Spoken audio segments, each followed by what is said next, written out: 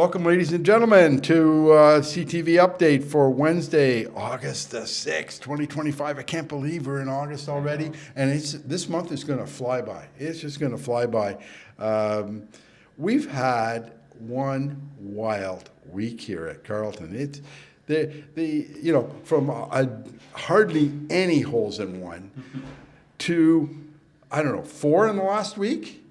Todd, why don't you tell us who got the latest holes in one? The floodgates have opened. You know what? We were going through our list because, something is coming up pretty soon in a week and a half. So we have been preparing for that. But in the last week, from late July till now, we've had 4 hole-in-ones in 1 week. So super exciting. Our latest 2 hole-in-ones came this past weekend.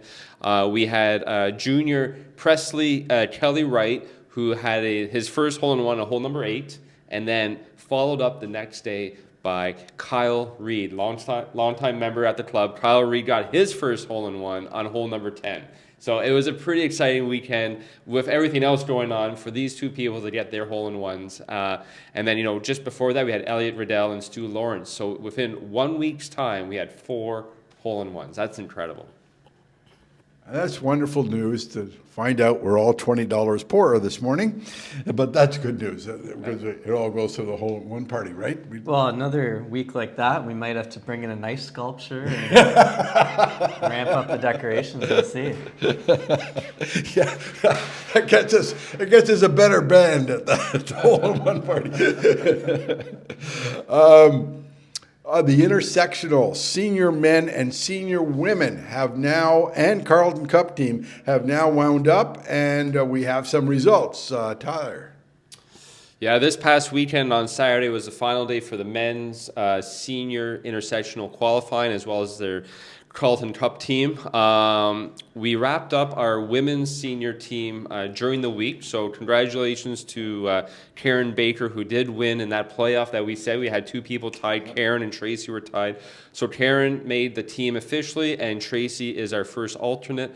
But the whole team for the women's is Emma Stodell, Laura Knowles, Diane Foss, Amanda Maltby, Lori Higgins, Amy, Karen Baker, and Tracy McNairn as the alternate. For the men's senior division, we have the team of Jeff Hall, John LaChance, Ken Watson, Chris Burkers, Will Loudon, Pete Richardson, Eric Reed, Dave Trudell, Jim Delahunty, and of course we have a tie. So we are still waiting for a playoff for that last final spot, and then whoever loses the playoff will have the alternate spots, and that's going to be between David Woodhouse and Russ Katz. So good luck to you 2. That playoff will be coming up probably later today or this week. Carleton Cup team, do we have that? Carleton Cup members, which is similar to the senior men's intersectional, except there's some additional divisions. Yeah, so the Carleton Cup is a long-standing tradition at the club. This year it's being played at the Cornwall Golf and Country Club. And the way the Carleton Cup works, it's all based on age divisions. So we have very specific age requirements. So in the 50 to 54 age group, we have Chris Diedrich and Andrew Fulton, who made the team. In the 55 to 59, we have Ken Watson, Jeff Hall. The 60 to 64, we have Eric Reed and John LaChance. 65 to 69, we have Dave Trudell, and then the winner of that Woodhouse and Russ Cat playoff will fill that spot. In the 70 to 74, we have Jim Delahunty, Will Loudon. In the 75 plus, we have Bob Bonesteel and Tony Adams, and then we have 2 wild card players, Pete Richardson and Chris Burkers. So congratulations to everyone who made the Carleton Cup team.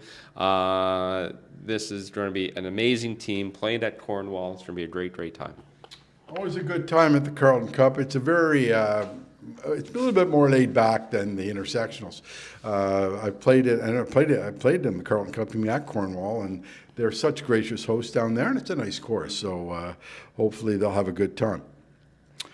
Okay, we had an event on Sunday, RBC Scramble. It was nice. Let's go on to the next one. What? Well, we got to announce who won.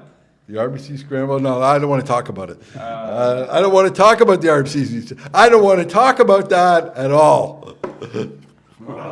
We're talking about it, John. Just because your team of seniors didn't win anything.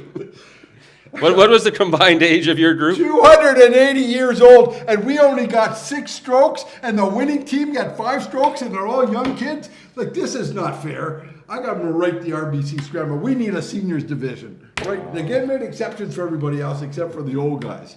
Well, not you, Karen, you're young. But the old guys, the 3 other guys, we're very old in that division. John, you want some cheese with that wine? No. Anyway, okay, so we had a lot of fun over the weekend. It was the RBC Scramble qualifier. We had 14 teams. Congratulations. It came right down to the wire. We had 3 teams super, super close, all playing down the stretch. The last 2 or 3 holes really determined who the winners were. But coming out on top, it was repeat winners. We had Matt Walsh, Jack Hans, Joe Laird, and Ryan Orban, who came out on first place by literally less than 1 shot from the other team. It was super, super close. Thank you to RBC and to the PGA Canada for hosting these events. We're really looking forward to sending this team now off to the regional finals, which is at Equinel in 2 weeks' time. And yours truly will be joining the team as the pro that time. So it'll be a 5-person scramble. Oh, very good. You know, it's like the Black Tee Challenge. We hit 15 out of the 18 greens. We had 15 birdie putts, of which about, I would say, 8 were makeable. We made 2. You just got to put those putts in. Similar to our performance in the Black Tee Exactly. Challenge. Yeah, you got to sink the putts, and we only sunk 2. We were 2 under. Karen Martin made a couple of brilliant shots to save par for us. We were in trouble on number 11. She sunk 10. She sunk a long putt on 10 for par. And then she hit a beautiful chip shot on number 4 from behind the green to a blue pin to within a foot to save us again. So otherwise we would have been even par. We were dead last, folks. Dead last.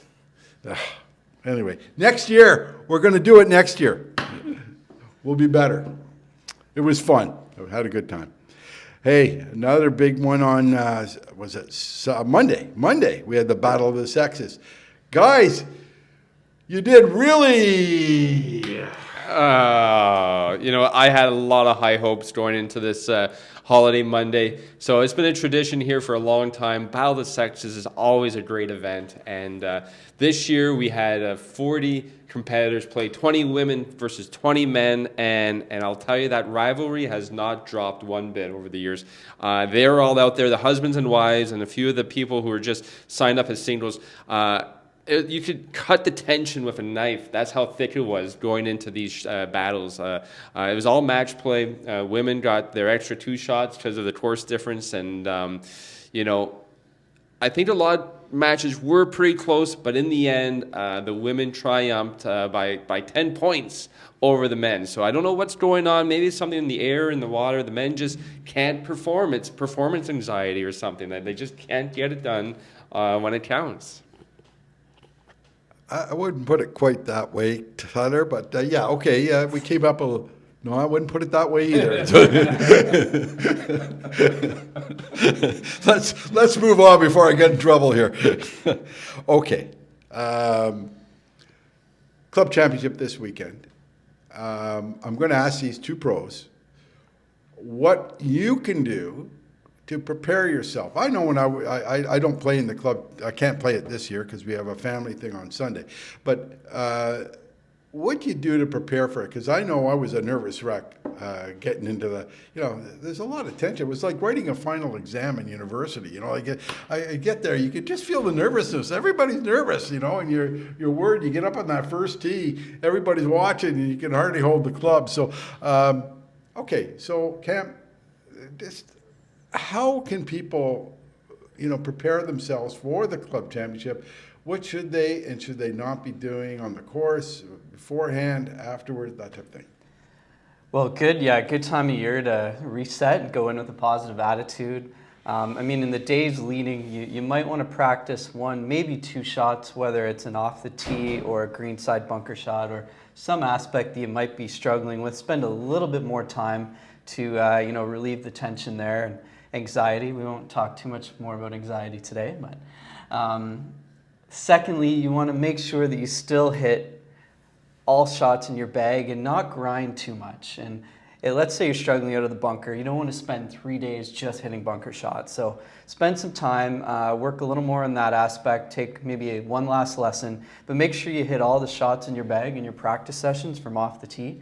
And that'll help prepare you. And once we get into the actual event, big targets, play safe. You know, a lot of shots we see a lot of double bogeys and triple bogeys that could be avoided from trying to hit the hero shot, right? Play to the fat side of the green, and that can really help eliminate some of the big numbers. And once you do that, you can see you don't need to make tons of birdies out there. You know, golf in this event is all about limiting the missed shots and reducing those big numbers. Right. Sure. Yeah, I mean, I can't tell you, especially in the C and D categories, how many times I've seen people take out their 3-wood when they can't even see the back of the ball in the rough. You have, unless you're Elliott Riddell or one of these guys that are swinging at 115 miles an hour, you're probably not going to hit it very far because there's just too much grass behind the ball. So, you know, things like that. Tyler has an expression, loft. Oh, yeah, loft is your friend. Loft is your friend. Yeah, so yeah. You're in trouble. Get it out. Yeah, exactly. Yeah, if you're hitting, like Cameron said, try not to hit those hero shots. There's such a low percentage probability on hitting them well. My big thing is stick to your routine. I see some golfers will show up an hour and a half earlier than they normally would for these events, and all they're doing is they're just putting more pressure on themselves. They're here, they don't know what to do. They think they need to spend an hour and a half practicing and warming up. Come a little bit earlier if you want to do a little bit more warm up, but don't go too far out of your regular routine. You know, play the game how you normally would play it. Don't try and hit anything that you normally wouldn't play. It's not the it's not the U.S. Open where we don't have millions of dollars. Play safe, play smart, but go out there in the mindset of enjoying yourself as well, right? Like, don't put too much pressure on yourself. Easier said than done, but it really helps. Breathing is really important as well, to make sure you're breathing properly out on the golf course. And stick to your routine. Establish a routine and stick to it. Okay, a couple of other things. I know you've mentioned this in the past. Nutrition, hydration. Yeah, huge. I mean, bananas are great with the potassium source, right? Your protein bars, some electrolyte, whether that's Gatorade or another product. And I mean, try to stagger it and have 2 sessions throughout the round where you're having a little snack, right? You're going to be out there for 4 hours. We've got 30 plus degrees, maybe even 33 or so in the forecast. So important to stay hydrated and eat regardless of what time you're teeing off, and make sure you're going to do that because you are going to burn some more calories out there than normal. Well, and it's not just so that for your health, it's so you stay focused. Correct. Because, Yeah. Your mental game will be stronger. Exactly. Around the 14th hole, you start wandering a little bit. Well, you don't want to do that. You want to stay focused on what you can do.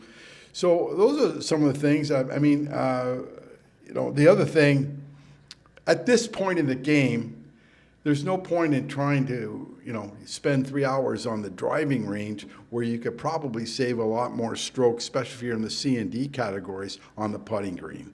If you can avoid 3 putts, if you can avoid 4 putts, that saves you maybe 3 or 4 strokes, much more than you're going to be at the driving at this point in the game. I mean, if you were preparing a month ago, I'd say, yeah, let's get your other parts. But right now, I'd be focused on the short game, especially putting and chipping. So, and don't play those hero shots. Now, we have a segment on our show today, and I'm going to show these guys some pictures. And you're going to be seeing the same pictures up on the screen here as soon as I find them. It's called Relief or No Relief. Okay? And our first picture here is a ball in the rough. This was on number 2, right next to a tree root. I'll have you answer this one first. The ball is next to a tree root. It's in the rough. Do you get relief from that ball? There's no relief there. No relief. How should a player, and you can see how difficult that shot is, you don't want to hurt yourself, right? So what are your options here? Not to hurt yourself, but what would you Yeah, I mean, if you have a club and you have a bit of space, you can consider, I wouldn't swing too hard at that. I mean, an unplayable lie for many of our members should be considered there. Yeah. To not bend your club and not hurt yourself for sure. If you're closer to the green, you might be able to advance it a little bit safely, but don't take a full swing at that one. All right. And I saw at the senior men's, professional men's tournament they had here a few years ago, a guy had a similar lie to that. He took his putter out. And he just putted it back out in the fairway. You know, he had no shot. He knew it. And so, Tyler, you can answer this one. Tree root, on a tree root, but now you're in the fairway. So if you're in your own fairway, we have a local rule here where you do get relief from a tree root. If that tree root interferes with your stance or swing, you can take relief from that. So yes, if it's in your own fairway, local rule here at Carleton, you can take relief. Okay. Next picture. On number 14 and on number 18 in particular, if you go to those the bridges that cross over, you're going to see two yellow lines on each side of the bridge. If your ball lands on the path of that bridge, Cam, do you get relief from that? Well, there's no relief, and you can verify that. You see that it's marked, it's clearly inside the penalty area, right in the middle of that stream ditch section. So unfortunately, there's no relief. Now, you can hit the ball. Yeah. I wouldn't recommend being steep on it and taking a divot, but you can, pick it off with a hybrid or long iron and advance it forward. Okay, so you have to hit the ball off that dirt path. And that was something that was shocked me. I said, well, it's a path. Doesn't the hazard end before the path? No, it doesn't. It goes right through. And in fact, the other path is the same. I checked it this morning. The lines go on both paths if you land on either one. The same as on 18, you'll find the bridge going across 18. And I didn't check the one closest to the road, but I did check the one in the middle yesterday, and it's in the same situation. So check for these yellow lines to make sure. Yeah, and most would hit that. If you're not able to, of course, you can take a drop, but there would be a one-stroke penalty. Yeah. So here's another one, and Tyler mentioned something to me this morning I thought was fairly good. You're on the path once again, but this time you're on number 11. Going to the green, that path that you take, you can see the cedar hedge, you do get relief. But as Tyler says... Well, you're right there, John. So you are on a cart path. It's not in the penalty area, so you are entitled to relief. But just always remember, relief doesn't always mean good relief. So if you want to take relief from that, nearest point of relief, no closer to the hole, would put you into the bush. Yeah. And that would be the relief you'd be granted if you chose to take it. Otherwise, you may have to decide to play it off the path or stroke in distance and go back to where you hit your last shot from. And that's so important. Like I've done this. I've landed on the path and I've looked at my options. Sometimes the option is on a hill or a side hill lie, especially on 18, that path to the right of the green on 18. If I'm closer and I have to go up that hill and have a downhill lie, forget it. I'm not taking that. I'm going to take it off the path. It's not as hard to hit it off the path as you think. You might damage your club a little bit, but it's not hard to hit it off as you think. Now, Tyler, same path. Yeah, no, same path here. So we're looking at this ball. It's on the right-hand side of the path, so we are a little bit closer to some rough, easier to hit some areas. So as long as that ball can be taken no closer to the hole and find a drop area that is in that grass area, then you can play it there. Yeah. But just remember, when you do take your relief, you can't be dropping it into a penalty area or into a non-playable area. So that you take your stance first, and then you get your one club length from there. So you would be entitled to relief. Okay. So there you go. Relief or no relief. That was our new segment today, and so I hope I introduced this after the club championship, before the club championship, because sometimes people get confused as to the rules, whether you get relief or not, and in those cases, and everything's clearly marked. All the bunkers that are being worked on now, they're all out of play right now, so you get relief from all those bunkers, and it's from when in the bunker that you get nearest point. Nearest point. Yeah. Oh, nearest point of relief, no closer to the hole. Correct. So it doesn't matter where it is. The whole left side of number 4 is all out of play right now. So again, nearest point of relief, no closer to the hole. Okay, great. Okay, so we have our club championship starts Friday, the Open Division, and we have some real superstars playing. It's going to be tough, but gentlemen, I'm going to put you on the spot. We're all going to pick someone. Who we think's going to win? We have these. We have some really good players here. Right now, Josh Marcotte is the number 1 seed with a plus 3.1 handicap. Shane Stanley, Josh was our reigning champion. Shane Stanley, the runner-up, at 2.7. Jared Coyle, 1.4. These are all plus handicaps, guys. Keenan Woods, David Denis, and Caleb Lacasse. They are the top seeds right now. Elliot Riddell's got a 0.1. And the list goes on. Aiden's there, Manny Respiro, Andrew Chenette. Guys,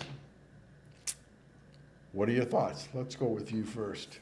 Well, I was looking at the ladies division here. Well, we'll do the ladies first. too. We'll do those after. It's hard to pick here. Shane Stanley, right, just came off an appearance in the Canadian Men's Mid-Am, won the Flagstick Open. He was so close last year. I'll go with Shane in the men's, and the ladies, it's going to be extremely close. We've got Emma coming off a win. Laura's been right there before. Erica lost the title a little bit last year, and then Sanvi is gaining some experience every year. I think Erica wins the title back there. Okay. For the ladies. All right. Thanks, John. Yeah, this is a tough one. I mean, on paper, we see some great handicaps, and Shane and everyone who's played so well in the past. I'm gonna go out, and I'm picking Elliot this year to come out on top. I think Elliot has the experience and can definitely get the job done. When he's on, he is definitely on. And then in the women's division, this is going to be a tough battle. Erica hasn't been playing a whole lot this year. She's been out a little bit more recently playing. Emma's been out playing quite a bit. Sammy and Laura, all great competitors. I'm going to go with Erica as well for this year. And we'll see if she can win back her title. Yeah. Well, she's won about 8 of them, and she certainly knows how to win. It's just a matter of how much golf she's been playing, and I think in that division, it's going to be close. You've got 3 or 4 good players there, But Emma came up big last year. She really played well. Okay, just to be contrary, I'm going to take Emma. Emma's told, no offense, Erica, I love you, dear, but I think I just have a feeling about that. And in the men's division, boy, it's so cool. Shane is playing great in these tournaments. He's won a tournament, the Flagstick tournament. He was in the Canadian Amateur. He did very well there. Jared was in that same tournament. He's coming on too. He's coming on hard. Josh, up and down this year. I'm just going from men's league. He's played well of late, but we'll see how he performs. He doesn't seem to have the same confidence as last year. Last year he was so confident. It was just like I can make everything, and nothing was going to stop this guy. Played with David Denis, great player. He also has a shot, but you know what? Elliot Riddell has dominated men's league this year. Just dominated. He is leading. We have a thing called ringer board in men's league, and that is your best score in every hole in the front 9. Your best score, birdie. He's eagled 3 of those holes on the front 9 for a 23 best score. He's birdied the other ones and eagled 3. That's an incredible feat. The guy is just on fire. I think over 3 days, I think Elliot's going to come on top. So I think we all are in agreement. 2 of them are in agreement. You picked. I'm going to go with Shane. Shane. And you went with Shane. Us 2 are going with Elliot. So good luck, guys. It's going to be fun watching you. I know a lot goes to how things are going, how putts are dropping, and everything like that. And it's going to be a lot of fun. For the others in the other divisions, wish you the best of luck. play well, all of you, and just stay focused. Stay focused for the whole thing. Don't give up on a hole. You might get an 8 on one hole, but I can tell you, someone else in your, almost everybody's going to experience a bad hole or two. Don't worry about it. They're all going to get one too. So just don't give up. Just keep firing on. I wonder what we have for Pro Shop specials this week. Pro Shop specials. Who would have thought you'd have been asking this? Leading up to Club Championship weekend, we want to make sure that everyone has a chance to fill their bag with their favorite tour golf balls. So our premium golf balls, so the Pro V1 series and the Chrome Tour series of golf balls are all on sale right now. We've got them down 15% off. You can't really do a lot of discounts on these higher end balls, so 15% is actually a pretty good discount on these right now. So come into the golf shop, load up, and we want to make sure that you are playing with the best possible ball that you can for Club Championships. And just a few, just a reminder, like these golf balls, they're going to check more, they're going to spin the right way off the tee. If you need something that has a little bit lower spin off the tee, we have a model of ball for that. But around the greens, these are the balls that are going to check up and react the best for you. So come pick some up. Great. I went to the Callaway ball fitting. And it's amazing. There is a difference. I hit the Chrome Tour. I hit all the other Chrome balls that they had, and the Chrome Soft was the one that I was hitting the best. I can't believe, I'm not a pro. I don't hit it at 115 miles an hour. What difference does it make what ball I go play? A Kmart ball, it should be the same as a Titleist. I just don't hit it that well. But there is a difference. And great to play the same ball through all 2 or 3 rounds in the Club Championship. Right. And you want to take advantage of this, and you lose a few and then switch to a lower spinning ball with your next round. Well, it's not going to check as much. Right. So for consistency, amazing to play the same ball throughout the entire event and your 1 or 2 practice rounds leading into it. And that's important too, because I spoke with Joel yesterday.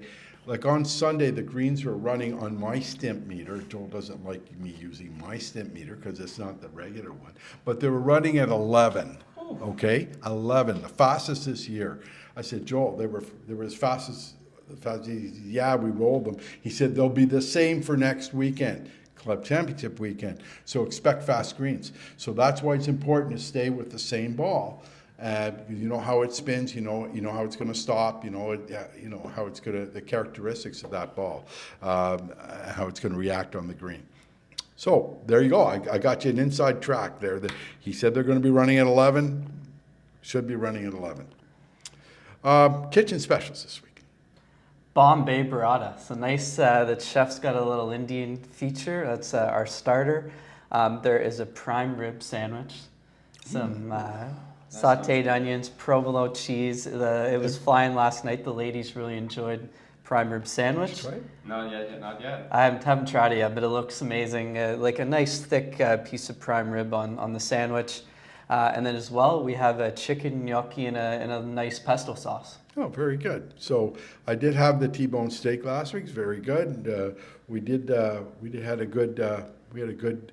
Everybody enjoyed their meals last week. We're doing a great job in that kitchen. Okay, I just want to put in a plug for our channel here. I don't ask for subscribers. You see them all. I subscribe. But if you do subscribe to the station, as soon as I post this, which usually is on Thursday morning, you will get a notification that it's up. Tyler does send out sometime Thursday night, sometimes Friday, the link to the video, but you can get the video first if you subscribe. It wouldn't hurt if you like it, let us know. If you don't like it, let us know. And you always leave a comment if you want to leave a comment, because we do enjoy hearing back from you. It's like a void sometimes. We put them out. We don't know if you're enjoying them or not. Maybe Karam, shut up. Let the other guys talk. That's fine.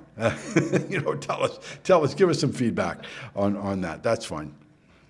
Okay, we got the Club Championship, 8th, 9th, and 10th. Certainly we know that's coming, and so good luck to all the competitors. August 14th, we have Callaway Fitting Day. Callaway is back on August 14th, Thursday, August 14th. So sign up now in the golf shop. They'll be here from 10 till 3. All our fitting days this year have been selling out. So if you're interested, it's not too late to upgrade into some newer equipment. Come sign up August 14th. Callaway will be here. It's been great. All our club fitting events. We had Titleists here yesterday, sold out. We had people walking in, placing orders on the spot. So club fitting and new clubs is super hot right now. Yeah, my son is really in love with this new Titleist driver. They have some good equipment there, and it's funny how different drivers, different characteristics work for some people, don't work for others. You know, it's just amazing. Just all depends on your swing and shaft and everything. Okay, on August 16th, I got to tell you, the Gatsby Hole in One party. My wife, she's went out to Value Village and got all the flapper clothes ready, and so we're all wondering what to wear, and it's going to be a lot of fun.